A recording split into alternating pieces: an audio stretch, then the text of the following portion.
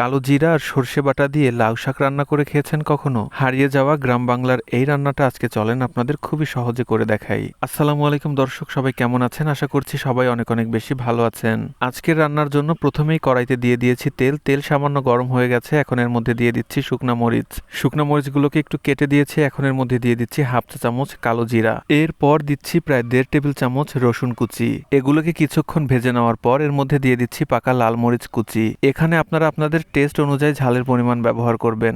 এখন এর মধ্যে দিয়ে দিচ্ছি 2 টেবিল চামচ পেঁয়াজ কুচি। যে কোনো শাক ভাজির মধ্যে পেঁয়াজ কুচির পরিমাণ একটু বেশি ব্যবহার করলেই খেতে ভালো লাগে। এগুলো সব ভেজে নিয়েছি। এখন এর মধ্যে দিয়ে দিচ্ছি কুচি করে রাখা লাউ শাক আপনাদের কার কার কাছে ভালো লাগে অবশ্যই কমেন্ট করে জানাবেন। ভিডিওটা ফেসবুক থেকে দেখলে আমার পেজটাকে ফলো করে দিয়েন, আর যদি ইউটিউব থেকে দেখেন তাহলে অবশ্যই আমার চ্যানেলটাকে সাবস্ক্রাইব করবেন। এখন ভালোভাবে নেড়েচেড়ে এই শাকগুলোকে মশলার সঙ্গে মিশিয়ে দিচ্ছি। শাকগুলো মিশিয়ে দেওয়ার পর এর মধ্যে দিয়ে দিচ্ছি পরিমাণ মতো লবণ। এর মধ্যে হলুদ গুঁড়া ব্যবহার করছি, তবে খুবই সামান্য পরিমাণে হলুদ গুঁড়া ব্যবহার করতে হবে, কারণ হলুদ কম ব্যবহার করলে রান্নার পর এই শাকের কালার কিন্তু একদমই চেঞ্জ হবে না, এটার কালার একদমই ফ্রেশ সবুজ থাকবে।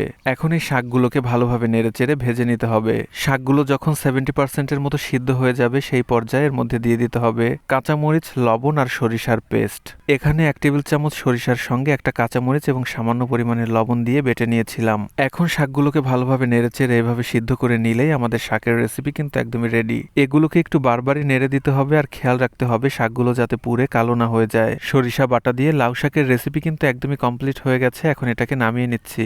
এই যে দেখেন, রান্নার পরেও আমাদের লাউ শাকের কালার কিন্তু একদমই চেঞ্জ হয়নি। এটা দেখতে যেমন ফ্রেশ লাগছে, খেতেও কিন্তু দারুণ টেস্টি। গরম ভাতের সঙ্গে এরকম একটা সিম্পল রেসিপি থাকলে আর কি চাই। আশা করছি আজকের ভিডিও আপনাদের কাছে ভালো লেগেছে। ভিডিওটা শেষ পর্যন্ত দেখার জন্য সবাইকে অসংখ্য ধন্যবাদ। সবাই ভালো থাকবেন, সুস্থ থাকবেন। আল্লাহ হাফেজ।